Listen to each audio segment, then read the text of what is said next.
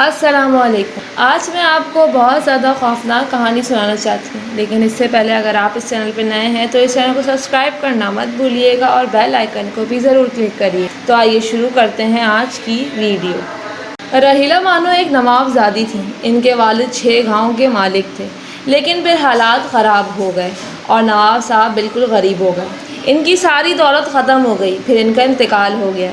اس دوران رحیلہ بانو کی شادی ہو گئی، لیکن ان کے شوہر مسعود علی کا بھی انتقال ہو گیا۔ رحیلہ بانو کا بھی ایک بیٹا تھا، شاہ میر، جو محکمہ پولیس میں بھرتی ہو گیا۔ چونکہ وہ بہت بہادر تھی، اس لیے ترقی کر کے انسپکٹر بن گیا۔ شاہ میر کی ڈیوٹی ایک ایسے علاقے میں لگی جس میں چاروں طرف گاؤں بکھرے ہوئے تھے۔ سرکاری طور پر شاہ میر کو ایک بڑی سی حویلی رہائش کے لیے ملی، جس میں وہ اپنی والدہ رحیلہ بانو، بیوی حامدہ اور بیٹی صفیہ کے ساتھ منتقل ہو گئے۔ ان کے ساتھ ایک 16-17 سالہ لڑکی جمیلہ بھی تھی، جو ان کے گھر میں ماسی کا کام کرتی تھی۔ جمیلہ کی ماں بھی اس گھر میں کام کرتی تھی، وہ بیمار ہو کر مر گئی تو جمیلہ وہیں رہنے لگی۔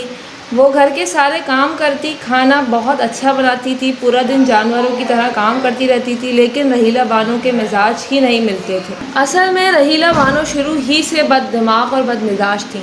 کسی سے سیدھے منہ بات بھی نہیں کرتی تھی۔ حمیدہ بیگم سے سخت نفرت کرتی تھی۔ اپنی صفیہ پوتی کو بھی وہ بات پہ بات برا کہتی رہتی تھی، اور بیچاری معصوم جمیلہ کی تو وہ جانی دشمن تھی۔ اسے ذرا سی بات پر جانوروں کی طرح پیٹتی تھی، جو چیز ہاتھ میں ہوتی پھینک کر مار دیتی۔ جمیلہ کے ہمیشہ کہیں نہ کہیں زخم لگا رہتا تھا، جو دادی اماں کے ہاتھوں لگا ہوتا۔ انسپکٹر شاہ میر اپنی ماں کو سمجھاتا، اماں خدا سے ڈرو، مسکین بچی ہے، کہیں الٹی سیدھی لگ گئی تو جان چلی جائے گی بیچاری کی، کیوں اسے اتنا مارتی ہو؟ ہاں میں تو ڈائن ہوں، جان لے لوں گی اس کی، ارے مجھے گھر سے نکال دو، یہ سب تیری بیوی حمیدہ کی لگائی بجائی ہے۔ رحیلہ بیگم اتنا چیختی چلاتی کہ بس بیچارہ شاہ میر خاموش ہو جاتا۔ پھر ایک دن وہی ہوا جس کا خطرہ تھا۔ کسی بات پر غصے میں آ کر رحیلہ بانو نے پیتل کا کوئی 5 کلو وزنی گلدان اٹھا کر پوری قوت سے جمیلہ کو مارا، جو اس کے دل کے مقام پر لگا۔ جمیلہ کا سانس بند ہو گیا اور وہ لمحوں میں ہی مر گئی۔ جمیلہ کے مرنے کی فوراً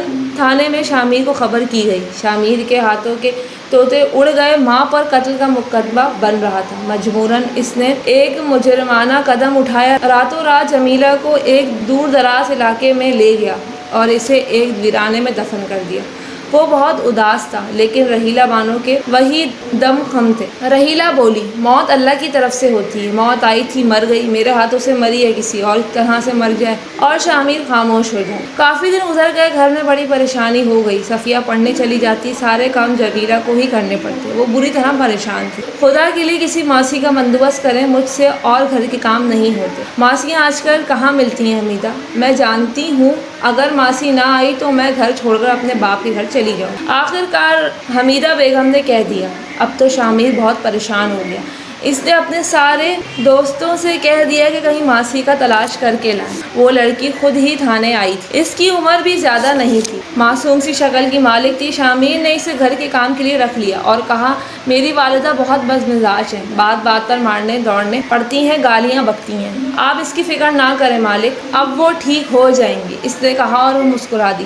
شاہ میر نے اس کی مسکراہٹ نہیں دیکھی تھی۔ شاہ میر نے اسے ماں کے سامنے پیش کیا۔ یہ شگن ہے ماں۔ ماں نے اسے کام کے لیے رکھ لیا۔ اچھا دیکھو، فریج میں سارا سامان پڑا ہے، دوسری چیزیں ان الماریوں میں ہیں، جو چیز اچھی بنا لیتی ہو بنا لینا، اور ہاں صاحب 2 بجے کھانا کھانے آتے ہیں، اس وقت تک ہمیشہ کھانا تیار ہو جانا چاہیے۔ جی مالکن، شگن نے کہا۔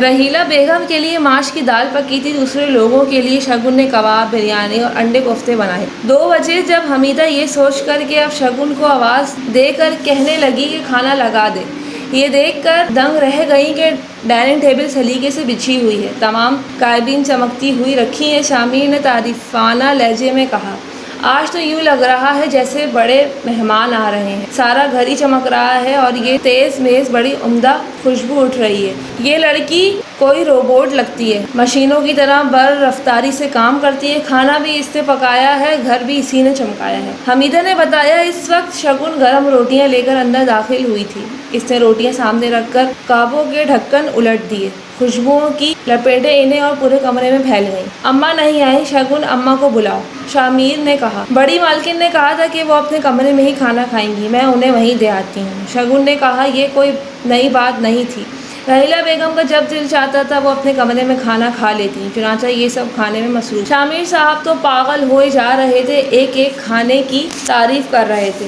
ماش کی دال دیکھ کر تو وہ اچھل ہی پڑے۔ سبحان اللہ، اتنی عمدہ دال، بھائی یہ لڑکی تو کمال کی چیز ہے، یہ سب اس نے کہاں سے سیکھ لیے، یہ دال تو اس نے کمال کی پکائی ہے۔ اماں نے خاص طور پر فرمائش کی تھی، انہوں نے سوچا ہوگا کہ یہ دال کہاں سے پکائے گی۔ ماش کی دال پکانا تو ذرا مشکل کام ہے، حمیدہ بیگم نے کہا۔ اس وقت رحیلہ بیگم کے کمرے سے ایک بھیانک چیخ ابھری اور وہ سب اچھل کر، دراصل وہاں ایک انوکھا تماشا ہو رہا تھا۔ دادی اماں نے اپنا کھانا اپنے کمرے منگوایا تھا، شگن نے ان کا کھانا بھی صاف ستھرے برتنوں میں پہنچا دیا، پانی بھر کر رکھا اور باہر نکل آئی۔ دادی اماں نے پلیٹ میں دال نکالی اور دال میں سوچنے لگی کہ دال شکل سے تو اچھی لگ رہی ہے، اور کیا خاک اچھی ہوگی، کل کی چھوکری کون سے کھانے بنا لیتی ہے اچھے، ذرا چکھ کر تو دیکھو۔ یہ سوچ کر انہوں نے پلیٹ سے دال کا نوالا لیا اور اسے منہ میں رکھ لیا۔ انہیں دال بہت مزے کی لگی۔ کمال ہے، دال تو بڑے مزے کی بنائی ہے، یہ کہہ کر اس نے دوسرا نوالا لیا اور اسے بھی منہ میں رکھ لیا۔ ابھی وہ نوالے چبا ہی رہی تھی کہ ان کے درمیان سے ٹوٹے دانت سے کوئی چیز رینگتی ہوئی باہر نکلی۔ منہ کے ٹوٹے دانت والے حصے سے کچھ اور سرسراہٹیں بھی نکلی گئیں اور انہوں نے انگلی سے صاف کر کے دیکھا، ماش کی دال آہستہ آہستہ چلتی ہوئی باہر نکل آ رہی ہے۔ انہوں نے جلدی سے ہاتھ جھٹکا تو دال کے دانے نیچے گر پڑے، لیکن زمین پر گر کر سارے سفید سفید دانے چھوٹی چھوٹی مکڑیوں کی شکل میں آگے بڑھنے لگے۔ رحیلہ بیگم نے حیرانی سے یہ منظر دیکھا، پھر دال کی ڈش کی طرف، اور دوسرے ہی لمحے ان کے حلق سے ایک خوفناک چیخ بلند ہوئی۔ ڈش میں پڑی دال کھلبلا رہی تھی، وہ دال کے دانے کے برابر سفید سفید مکڑیاں تھیں جو ڈش میں ادھر ادھر بھاگ رہی۔ تبھی ان کے حلق سے خوف کی چیخ نکلی تھی جو باہر سب نے سنی تھی۔ وہ سب دادی اماں کے کمرے کی طرف دوڑ پڑے۔ دادی اماں دو تولے مکڑیوں کے کھا گئی تھیں اور انہیں اپنے منہ اور حلق میں سرسراہٹیں چلتی لگ رہی تھیں۔ انہیں درد سے اکائی آنے کو تھی۔ اس وقت سب اندر داخل ہو گئے۔ ارے اماں کو پھندا لگ گیا ہے شاید، شامیر بولا۔ پانی لاؤ، حمیدہ بیگم نے کہا۔ بڑی مشکل سے رحیلہ بیگم کی حالت کچھ بہتر ہوئی اور انہیں شدید غصہ آنے لگا اور وہ غصے سے کہنے لگی، کہاں ہے وہ چڑیل ماسی، بڑی باورچن بنی ہوئی ہے، ارے بلاؤ اسے، دیکھو ذرا ماش کی دال کو دیکھو، خدا اسے غارت کرے، نہ جانے کیا پکا لائی ہے، ارے بلاؤ اس صورت حرام کو، ساری مکڑیاں اسے ہی کھلاؤں گی میں۔ مکڑیاں، حمیدہ بیگم نے حیرت سے کہا، اندھی ہو گئی ہو تم، ارے دال کی ڈش میں دیکھو۔ رحیلہ بیگم نے غصے سے کہا، کیا ہے اس میں؟ شامیر نے دال کی ڈش دیکھی، اس کی ماش کی دال تو سب کو ہی پسند آئی تھی۔ شامیر نے کہا، اماں دال تو بالکل اچھی ہے، تمہیں اس میں مکڑیاں نظر نہیں آ رہی؟ مکڑیاں؟ مگر اماں مکڑیاں ہیں کہاں؟ لاؤ میں تمہیں دکھاؤں، رحیلہ بیگم نے کہا اور دال کی ڈش ان کے ہاتھوں سے چھین کر آنکھوں کے قریب کر کے دیکھی۔ دال سے دیسی کی خوشبو آ رہی تھی، ایک ایک ماش کا دانہ کھلا ہوا تھا، ان کے منہ سے نکلا۔ پھر انہوں نے نیچے دیکھا جہاں انہوں نے مکڑیاں تھوکی تھیں، وہاں بھی دال کے دانے بکھرے ہوئے تھے۔ کیا ہو گیا؟ ان کے منہ سے نکلا۔ کیا ہوا اماں؟ شامیر نے پوچھا۔ یہ سب چل رہی تھیں، ان کے چھوٹے چھوٹے پاؤں تھے۔ شگن نے تو سارے کھانے بڑے اچھے پکائے ہیں، آئیے آپ ہمارے ساتھ چل کر کھانا کھا لیں۔ رحیلہ بیگم شرمندہ شرمندہ کھانے کے کمرے میں آئیں۔ یہاں واقعی کھانوں سے زبردست خوشبو اٹھ رہی تھی۔ یہاں بھی رحیلہ بانو نے ماش کی دال کو آنکھیں پھاڑ کر دیکھا، لیکن سب ٹھیک۔ پھر بھی وہ معصوم شگن کو نفرت سے دیکھتی رہیں۔ وقت گزر گیا۔ چوتھے دن شامیر کے ایک دوست نے ان کی دعوت کی، پورے گھر کو دعوت میں جانے کا کہا۔ رحیلہ بیگم نے کہا، میں نہیں جاؤں گی، میرے گھٹنوں میں درد ہے۔ ٹھیک ہے اماں، شگن کو بتا دیں، وہ آپ کے لیے کچھ پکا لے گی۔ شگن، رحیلہ بیگم نے اسے آواز دی۔ جی بڑی مالکن، تجھے آلو گوشت پکانا آتے ہیں؟ جی آتے ہیں، میرے لیے اچھا سا آلو گوشت پکا دینا۔ ٹھیک ہے۔ سب لوگ دعوت میں چلے گئے۔ شگن رحیلہ بیگم کے پاس رہ گئی۔ اس نے آلو گوشت پکایا۔ دادی اماں نے کھانا مانگا تو وہ بولی، کھانا میز پر لگا دوں یا اپنے کمرے میں کھائیں گی؟ نہیں، میز پر لگا دو، آرام سے بیٹھ کر کھاؤں گی، رحیلہ بیگم نے کہا۔ شگن نے کھانا میز پر لگا دیا۔ کیا ہی عمدہ آلو گوشت پکا تھا، گرم گرم روٹیاں۔ رحیلہ بیگم نے ایک بڑی پلیٹ میں سالن نکالا، لیکن یہ کیا! جوں ہی انہوں نے گوشت کی ایک بوٹی نکالی اور پلیٹ میں ڈالی، بوٹی نے چھلانگ لگائی اور پلٹ کر ڈش میں کود گئی۔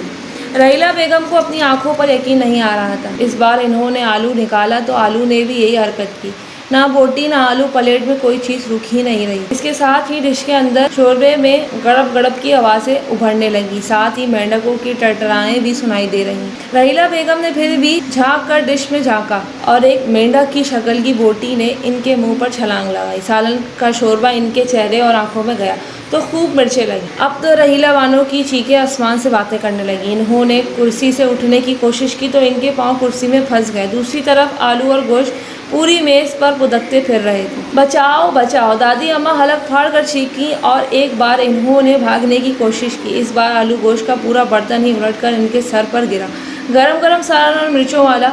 इनकी चीखें सुनकर शगुन भागती हुई आई और अंदर का हाल देखकर साख्त रह गई। वो नीम गश्की की हालत में हो गई थी, फिर वो बेहोश हो गई। शगुन के होठों पर एक पुरस्कार मुस्कुराहट फैल गई। शगुन ने आराम से रहीला बेगम को देखा, देखती रही, फिर मोबाइल फ़ोन के पास पहुंच गई और इसने शामिल को नंबर मिलाने लगी। दूसरी तरफ से आवाज़ आने पर इसने कहा, साहब मैं शगुन बोल रही हूँ। हाँ शगुन, खैरियत है, क्या बात? वो बड़ी मालकिन, हाँ बोलो, जल्दी बताओ क्या हुआ बड़ी मालकिन को? बेहोश हो गई हैं। बेहोश हो गई? जी। क्यों बेहोश हो गई हैं? पता नहीं साहब, इतनी देर से पूछ रही हूँ, बता ही नहीं रही हैं।